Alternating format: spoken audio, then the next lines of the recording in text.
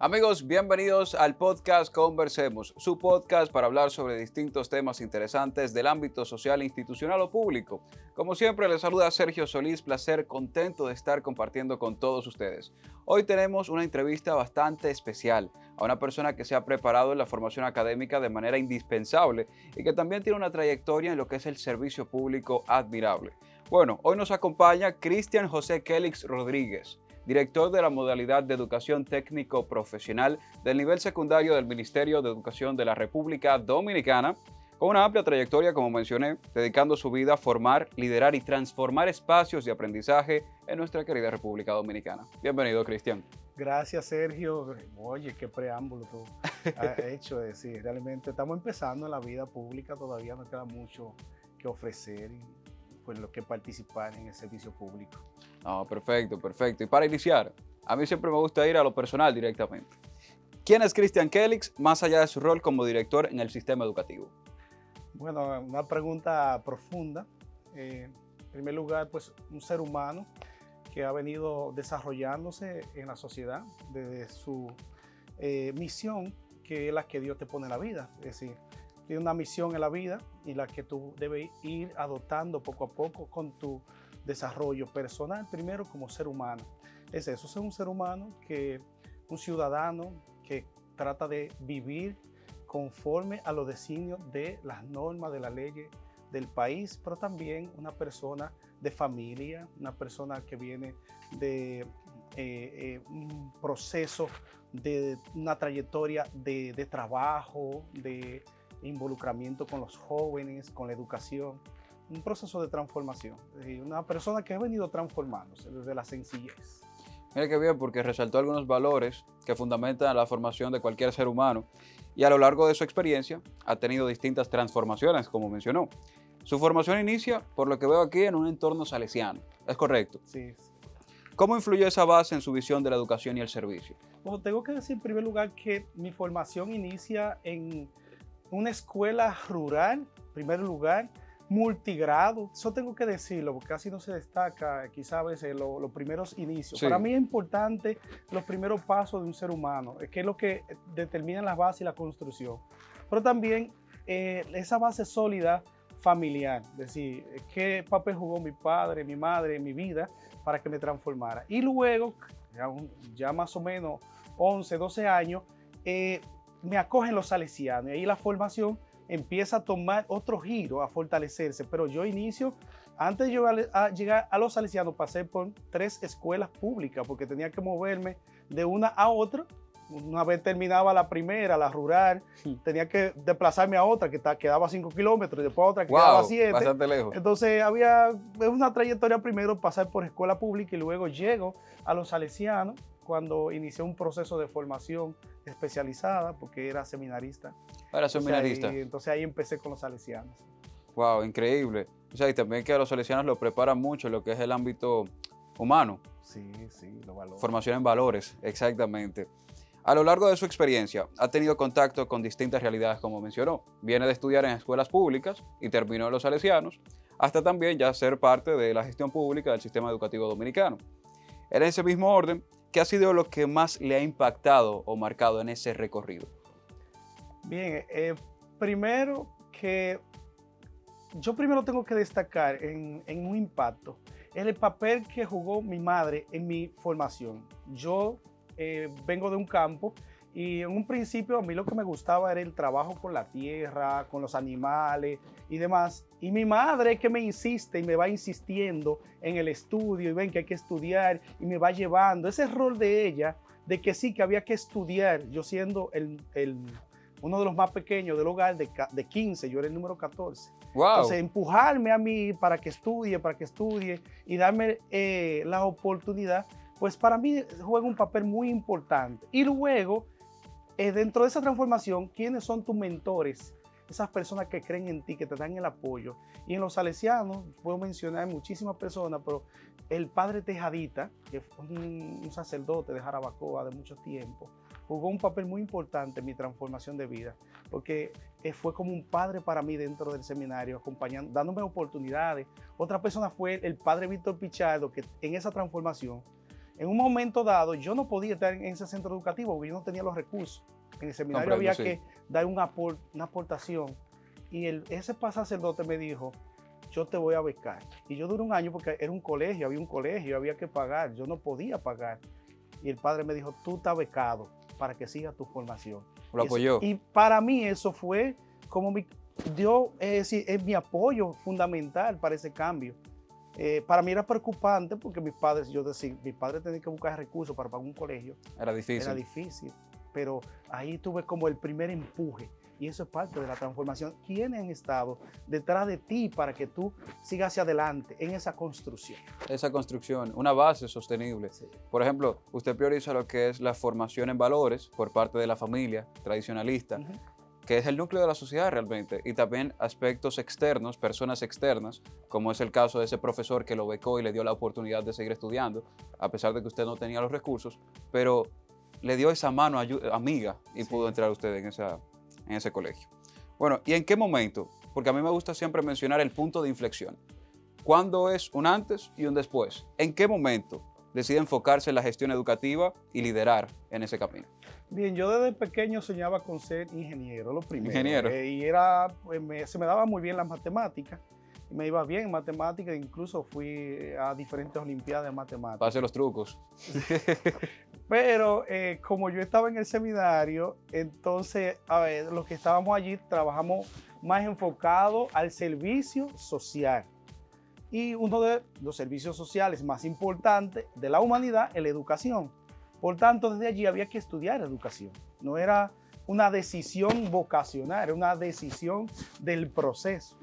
Cuando a mí me hacen los test, las pruebas, yo no salgo con un índice alto para el servicio social comunitario, pero sí para las áreas lógica, matemática. Entonces, yo tenía que tomar una decisión. Y como ese proceso que estaba llevando era de mi agrado, me gustaba, yo decidí continuar con la educación. E incluso llega un momento que yo me voy del seminario y le digo a los superiores, voy ahora a estudiar ingeniería. Y luego como que ya tenía un avance en la carrera de educación, me digo a mí mismo, pero vamos a terminar la carrera de educación y luego ya me falta poco, termino y entro a la ingeniería. Créeme, yo me enamoré de la educación, no volví hacia atrás. No miré otra carrera, aun cuando tenía la oportunidad de hacerlo. ¿Y qué le hizo enamorarse de la educación, de la pedagogía? Bueno, empecé a trabajar en un internado que se llama Hogar Escuela Santo Domingo Sabio, que ahí me fui a trabajar. Una vez yo salí del seminario, fui a trabajar ahí con niños huérfanos y abandonados y de la calle. Entonces, estos niños estaban internos ahí de lunes a viernes, con mucha precariedad de situaciones. Yo entonces empecé a trabajar como educador con esos niños. Y ahí empecé a ver la realidad de cada uno de ellos. Por mi trayectoria en el centro y lo que yo hacía con los muchachos, me fueron dando otras oportunidades y ya como yo estaba terminando la carrera de educación, me permitieron formar parte de la escuela, luego fui coordinador pedagógico y eso me hizo quedarme ahí y seguir estudiando y preparándome en la educación. Es decir, ese servicio social que yo no era de mi interés en un principio, no solamente la educación, sino todo lo que conlleva la parte social, comunitaria, me hizo enamorarme con ese interés de ayudar a aquellos que menos podían. Es muy bonita esa reflexión, porque a mí también me gusta la educación, la pedagogía, el enseñar, pero todo inicia con ese servicio social de ayudar y querer aportar a la gente a través del conocimiento, por ejemplo, y la formación. Y también cuenta usted con una formación continua, como mencionó, pero también que incluye maestrías y actualmente un doctorado, cosa que es bastante complicado dentro del campo intelectual, tengo que admirarlo y resaltarlo, porque es difícil, es complicado, y más hoy en día. ¿Cómo entiende hoy el aprendizaje en un líder educativo? ¿Cómo lo ve referente? Bien, el aprendizaje es el motor que te va impulsando y te va desarrollando para adquirir nuevas herramientas y nuevos recursos para tú ponerlo en práctica. Todo profesional es un aprendizaje continuo, tú no eres un ente acabado, terminado. Y aunque la educación es procesual, es por niveles, también hay una formación continua que tú tienes que seguir siempre adelante. Tú tienes que estar en constante aprendizaje. En el día a día se va aprendiendo. Entonces, todo profesional tiene que preocuparse por eso. No es que yo quiero hacer un doctorado, yo puedo hacer un doctorado, pero también que otras cosas me van formando de acuerdo a el ejercicio que yo tengo hoy. Es decir, cada día hay que prepararse porque el joven también exige otras competencias. Entonces el aprendizaje continuo es constante. De hecho, la ética, uno de los puntos de la ética es la formación continua. Tú no puedes hacerte un licenciado para querer quedarte como un licenciado. Tú tienes que hacerte un licenciado sabiendo que tú tienes que seguir transformándote porque el mundo va cambiando, el conocimiento va cambiando, se va transformando. Por eso también es el doctorado, porque también en él tú vas adquiriendo nuevas herramientas y nuevos recursos. Pero no te puedes quedar solamente con el doctorado, tiene que haber otras formación que te va a servir para construir tu perfil de hoy.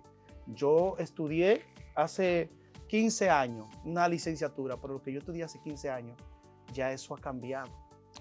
Totalmente. Entonces, usted invita a actualizarse, Claro, a continuamente buscar el aprendizaje y el conocimiento. Constantemente.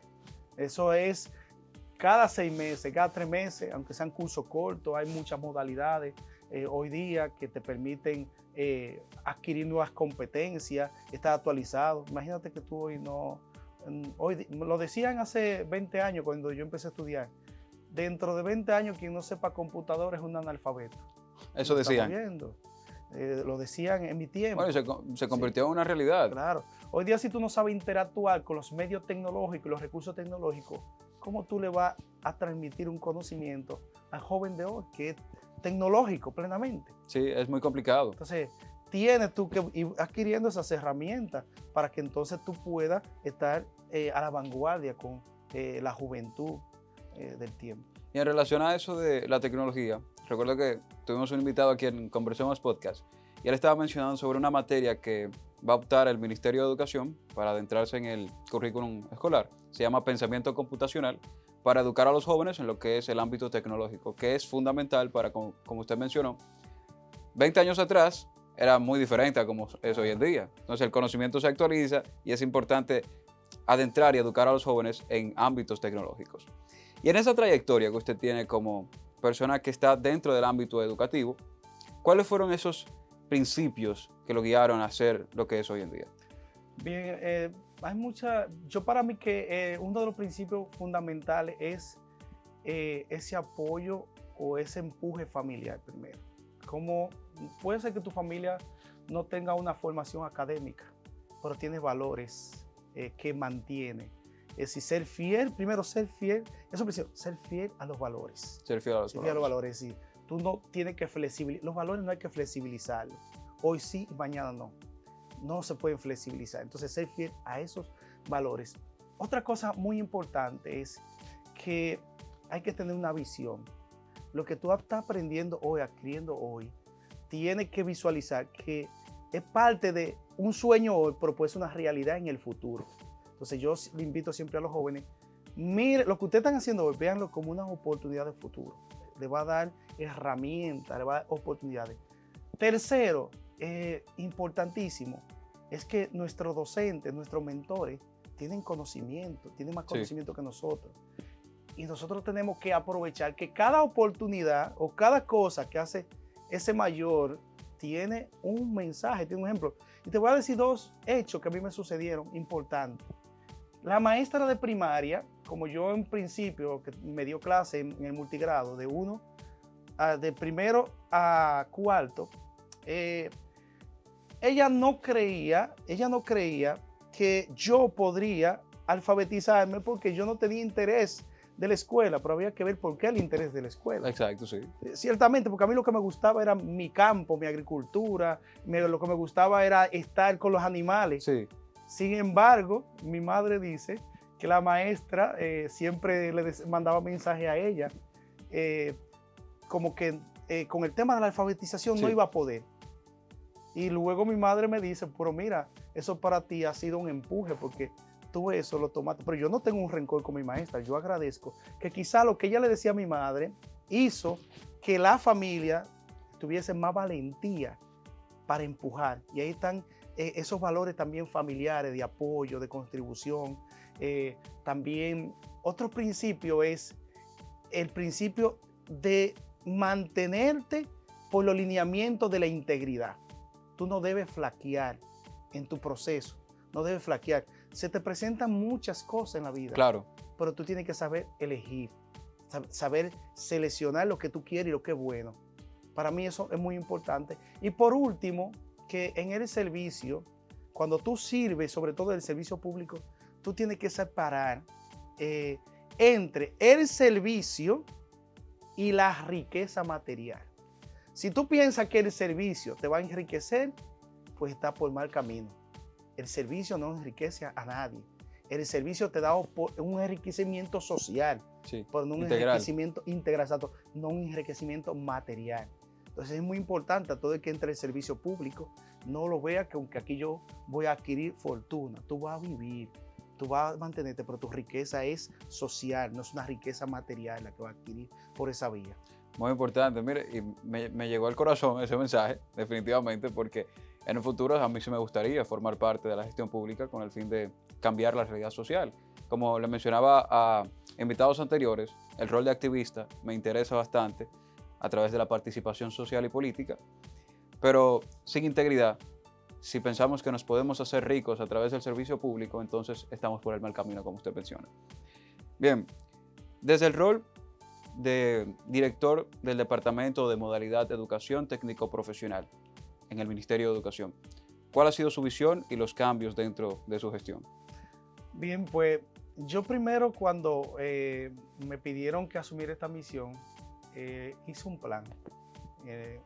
Poco antes, un mes antes, hice un plan de lo que necesitaba la educación técnico profesional. Indagué todas las fuentes. Yo además vengo de un politécnico donde dirigí por 11 años. ¡Wow! Entonces, desde ahí, pues yo tenía la visión, además pertenecía a la Asociación Nacional de Directores, uno de los primeros miembros, fundadores, desarrolladores, allí interactuaba con todos los directores y tenía conocimiento y datos, información, investigaciones. Además, consulté todas las investigaciones que existían para ver cuál era la realidad de la educación técnica, qué necesitaba cambiarse. Y desde ahí se proyectó una visión. Aunque cuando yo asumo la posición, veo los lineamientos que tiene, los lineamientos gubernamentales que estaban contemplados en el plan, profundizo sobre otros elementos, cómo estaban las estructuras, y desde ahí pues entonces vemos cuáles son las necesidades principales, qué estaba retrasado, qué estaba en proceso, cuál es la visión que quiere el gobierno, qué quiere la sociedad, y desde ahí hemos estipulado una narrativa, además con la narrativa de gobierno, educación que abre puertas, fortalecer la educación técnico profesional. Dimos continuidad a los proyectos que se estaban iniciando, había un plan de fortalecimiento de la educación técnico profesional, hemos dado continuidad, pero hemos establecido una narrativa en 4 elementos, además de la narrativa que se está desarrollando desde la hoja de ruta, de fortalecer la educación técnico profesional y el marco nacional de cualificaciones, sí, que todo lo que engloba la línea formativa. Entonces, desde ahí, 4 elementos que entendemos que son fundamentales para garantizar la calidad de la educación técnico profesional. Uno es currículum, y en eso cuando hablamos de currículum es el plan de estudio actualizado, tomando en cuenta toda la modernidad, la innovación, la creatividad, ver lo que trae el marco nacional de cualificaciones y actualizar ese currículum de acuerdo a los nuevos tiempos. Con esa herramienta se llama Marco Nacional de Cualificaciones. Dentro del currículum, pues entonces vamos a implementar adecuadamente ese currículum. Exactamente. Con que los expertos se involucren, den seguimiento a esa implementación curricular. Es muy importante eso. Ahí hay más otros elementos, pero el currículum que se implemente de manera adecuada para ver resultados efectivos. Otro elemento que conlleva es el perfil docente. Sí. Sin un perfil docente adecuado, en la educación técnica los resultados no son los esperados, no se desarrolla competencia. Otro elemento es la infraestructura y el equipamiento, y para eso se está desarrollando un plan de equipamiento masivo que empezó en el 2023, pero ha tenido su retraso y hemos retomado a ver si de aquí al 2028 logramos cumplir la meta de 1.120 talleres. Y el último es el cumplimiento de normativa. Imagínate un politécnico que dé solamente 5 horas de clase cuando tiene que dar 8, pues entonces ya le estamos restando. Totalmente. O que no cumpla el calendario escolar, ya estamos restando. Entonces, lograr que se cumplan las normativas, así como todas las ordenanzas establecidas. Son 4 elementos, cada uno de ellos se pudiera profundizar, pudiéramos tener por cada uno, pero rápidamente así que se conozca que son los 4 elementos básicos que estamos trabajando y esto sobre todo una conexión directa con el sector productivo. El sector productivo tiene que ser parte de la educación técnico-profesional, donde tiene que estar inmerso en ella, aportando, colaborando. Por ejemplo, el año pasado con la IE implementamos por primera vez las pasantías docentes en empresas, para que los docentes se actualizaran en la misma empresa, viendo la práctica de la empresa. Y este año pretendemos duplicar la cantidad de docentes que participen. A propósito de eso, porque la siguiente pregunta está relacionada con eso, acerca del mercado laboral. Para los jóvenes hoy en día, insertarse en el mercado laboral se ha vuelto un deporte extremo. Tenemos muchos desafíos, hay que decirlo.